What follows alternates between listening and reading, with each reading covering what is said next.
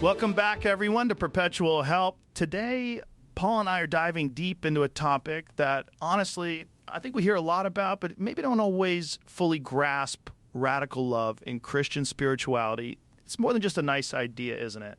Absolutely, Russ. When we talk about love in a Christian context, especially radical love, it really pulls us beyond the sentimental, doesn't it? It challenges us to think about love not just as an emotion, but as an action, a profound way of being in the world.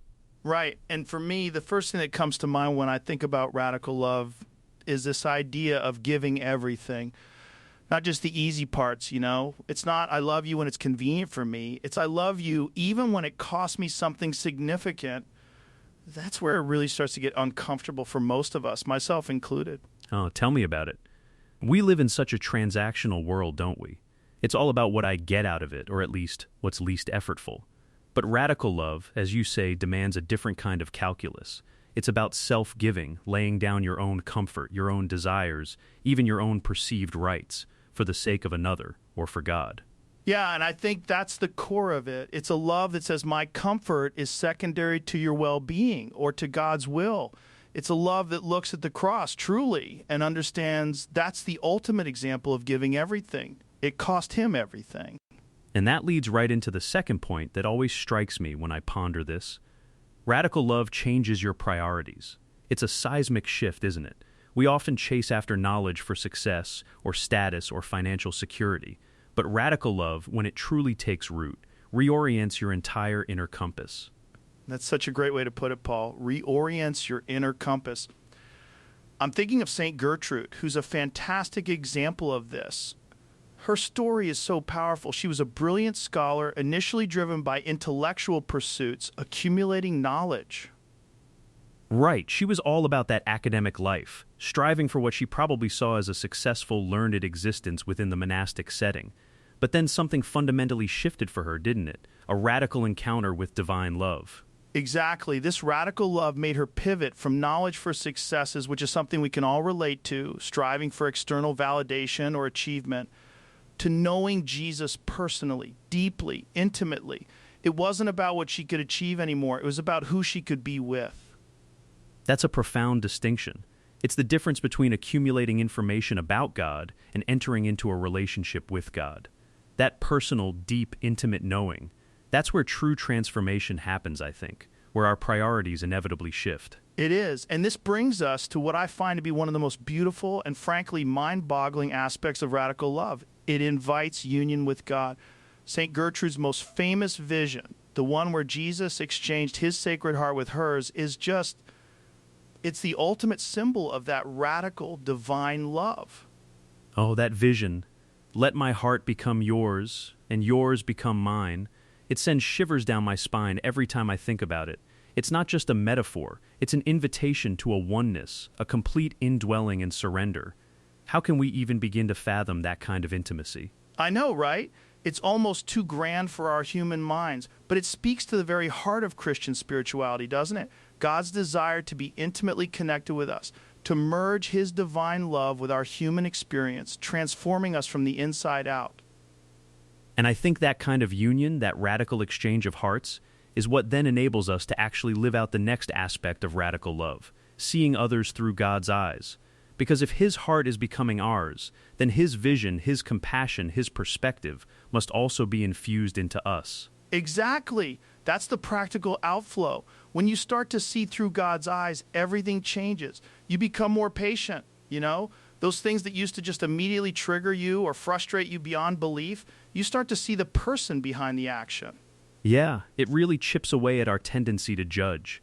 Instead of immediately assigning blame or making assumptions, you're compelled to extend grace. You become more forgiving, more generous. It's not about condoning wrong, but about understanding the brokenness, the hurt, the human condition. And it makes you love them anyway, even the ones who are difficult, the ones who seem unlovable, the ones who've hurt you. Because God's love isn't conditional based on our perfection. It's radically given to us in our brokenness. So seeing others through his eyes means mirroring that. That's the real test, isn't it? Loving the broken, loving the unlovely, because that's how God loved us. And when that kind of love starts to inform your daily interactions, it inevitably transforms your entire life mission. It's not just a personal feeling anymore. It starts to dictate your actions and your purpose. Oh, absolutely. I've seen it time and time again in people's lives, and certainly felt it in my own.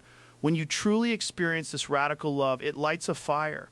People who encounter it often start serving more, praying more, and living with this undeniable sense of purpose. It gives you a why, beyond just personal gain or fulfillment. You move from what can I get to what can I give.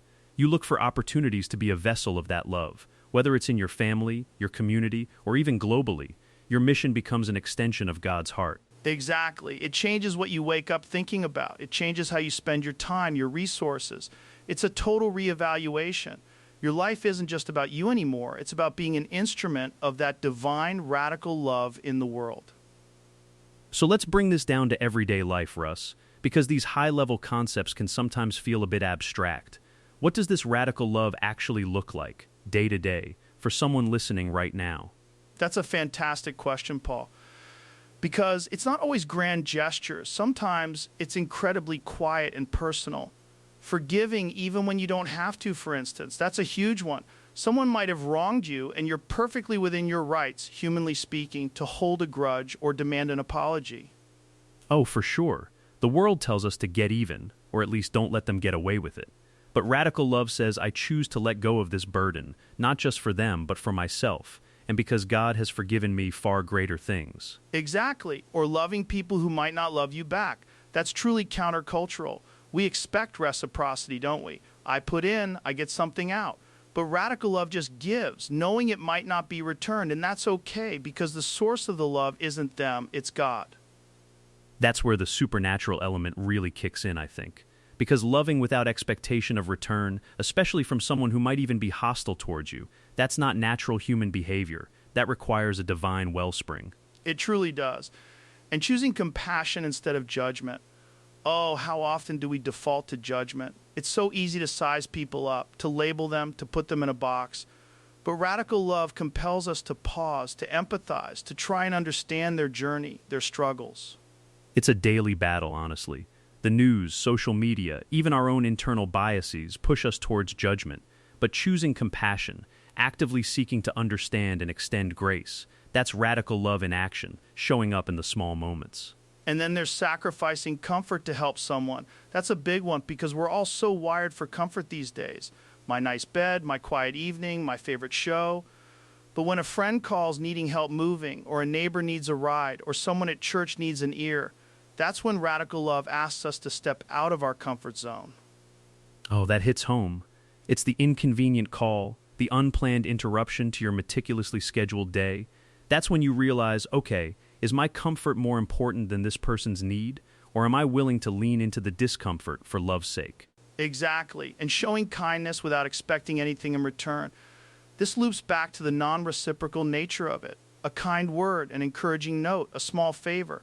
Not because you want to be seen as a good person or because you expect them to return the favor later, but purely out of a heart of love. Just pure, unadulterated giving of self. It's a beautiful thing to witness, and even more beautiful to practice. And perhaps the foundational one, which underpins all of these, is seeking God's will above your own desires. That's the ultimate act of radical love, isn't it? It really is, Paul, because our own desires are so often self-serving, or at least self-focused. But when you say, God, what do you want for me and through me in this moment, in this decision, you're opening yourself up to a whole new level of radical love that extends beyond just interpersonal relationships to your entire life path. It's a daily dying to self, isn't it? A daily surrender of our agenda for His. And that's where the true freedom and purpose often come from, paradoxically. It absolutely is. So to wrap all of this up in one sentence, as we often try to do, Paul, for me, radical love is the kind of love that looks like Jesus, total, self-giving, life-changing, and rooted in the heart. That pretty much covers it, don't you think? That's it, Russ. Total, self-giving, life-changing, and rooted in the heart. It's a challenging call, but it's also the most fulfilling, purpose-driven way to live. Thank you for walking through this with me today, Russ. My pleasure, Paul. And thank you all for joining us on Perpetual Help. We hope this conversation has given you something to chew on, something to inspire you to live out radical love in your own life, day by day. Be sure to like and share. Until next time, keep seeking that love that transforms everything. Goodbye for now.